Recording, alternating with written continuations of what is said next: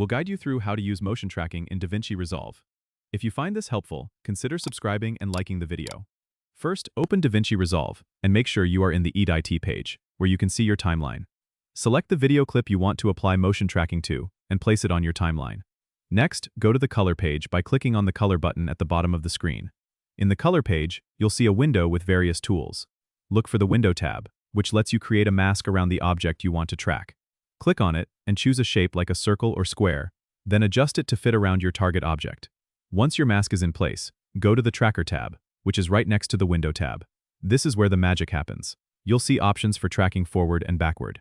Make sure you have the correct frame selected where you want to start tracking, and then click on the Forward Track button. DaVinci Resolve will analyze the movement of the object and automatically create keyframes for you. If you need to adjust the mask as the video plays, you can manually adjust the keyframes.